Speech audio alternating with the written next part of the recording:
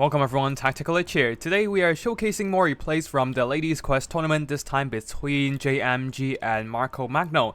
Now, there are two factions here, JMG going for the Bretonnians and Marco Magno going for the High Elves. For the army builds, we have a front line of Battle Pilgrims for Bretonnia, second line of Peasant Bows, flanked by some peasant mobs. At the back there, Grail Knight and the Knights of Lion-Hearted. Magic attacks anti-large Regiment of Renowned Knights of the Realm. In disguise, a couple units of Royal Pegasus Knights. They are part of the Grail Cavalry, so they do have a bit of ward save from the Blessing of the Lady as well as magic attacks. In the middle of the formation, a unit of Field Trebuchet preparing to bombard the High Elf Archer lines. As for the leadership, the Enchantress coming in with a ton of healing. Regrowth, Earthblood, and Chalice of Potions for extra area of effect damage. On the other side of the battlefield for the High Elves, a front line of Spears mixed in with Rangers, a second line of Loafen Sea God, and then at the back there, Sylvan Guard to hold the rear defenses. A few white lines of Trace as well, providing some nice armor-piercing damage with their elite melee stats. In disguise, leading the army Imric on his dragon, supported by the Mage of Life with Regrowth and Awakening of the Wood. That's it for the army builds, now let's get the battle started. This is actually the fourth battle in a best of 5 series between JMG and Marco Magno. Because of the Field Trebuchet range advantage, the High Elf army were forced to rush forward, moving out of the tree line. The first couple shots of Trebuchet shots were probably blocked by the tree, so not a lot of damage on the High Elf formation so far, but now the second volleys coming in and are blasting away the white lines of Trace, doing some noticeable damage. But they do have the Lion's Pelt providing 30% of missile resistance, mitigating part of that artillery bombardment. Unfortunately though, the Loafen Sea Guard does not have that kind of treatment and will be receiving full damage. While at the same time, Imric will be moving up with the Rangers rushing forward, trying to get into melee as soon as possible to cleave through those Battle Pilgrims and get to the Peasant Bows and Artillery. However, the Pilgrims won't go down without a fight. They are a rather solid infantry overall, with Frenzy buffing up their leadership and also boosting their melee attack stats. So Imric, trying to give the Rangers better chances against the Battle Pilgrims, will be weakening them with a Dragon's Breath attack. However, Royal Pegasus Knights will be moving in, ready to deal with Imric. Royal Pegasus Knights mirroring Imric's movement, preventing him from doing anything beyond that.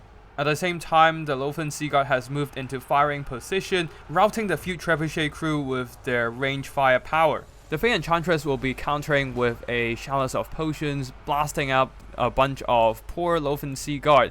They have been receiving a lot of damage so far. Bombardment from Field Trebuchet, Chalice of Potion, and the turret of arrows from all these peasant bowmen. They're threatened by the Pilgrims, but White Lions are here to protect them.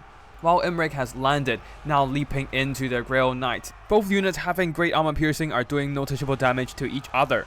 The Royal Pegasus Knights are jumping down as well, trying to surround the mighty dragon, but the White Lions and the Sylvan Guard are moving up, providing some solid infantry support against the Bretonnian cavalry. The Grail Knights are receiving a regrowth to top up their HP, but they're taking substantial damage from all the Sylvan Guard anti-large damage and the solid melee stats of the White Lions of Trace, who are also repelling some of the Battle Pilgrims, preventing them from saturating on top of this blob fight.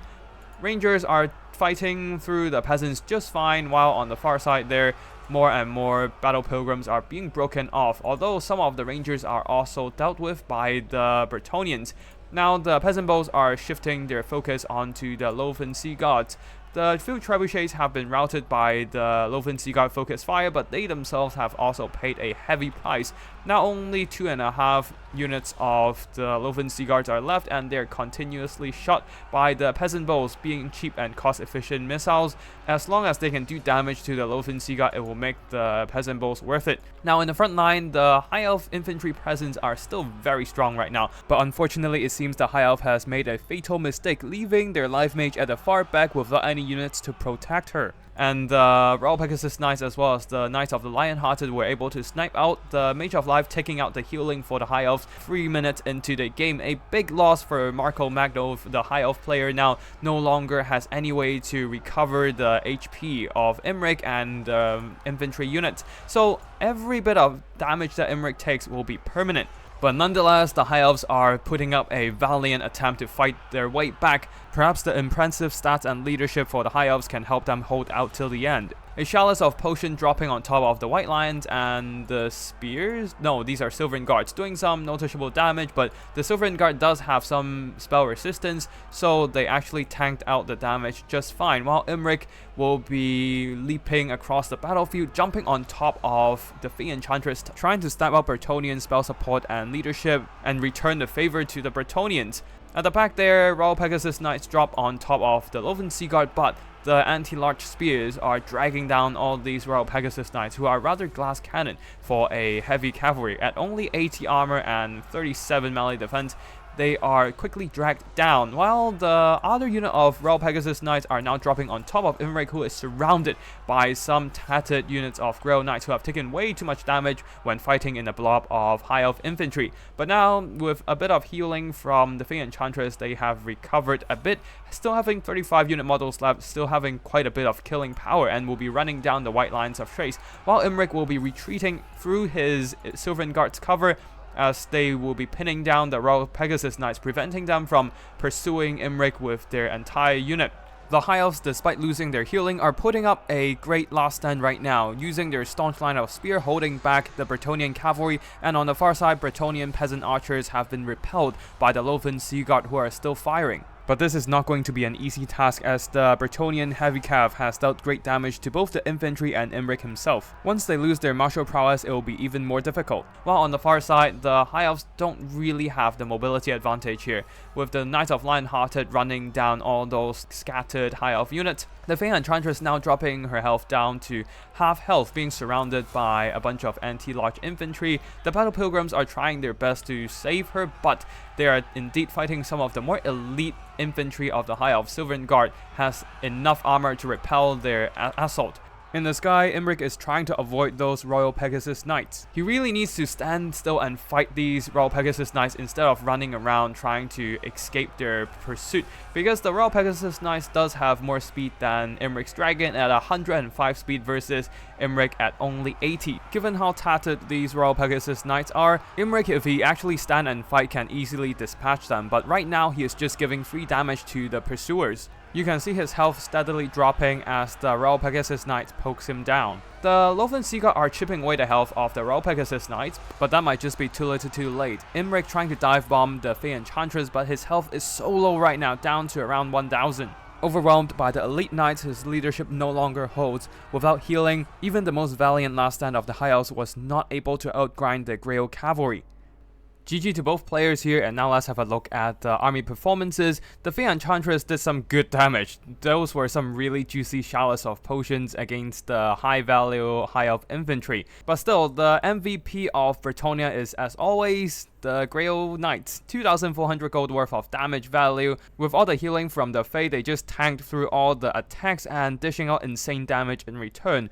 The Royal Pegasus Knights actually did not earn back their costs, as they are quite expensive, while rather glass cannon for their cost. Imrik had the chance to beat them down in the late game there, but unfortunately spending so much time trying to escape from the Royal Pegasus Knights is just some futile effort there.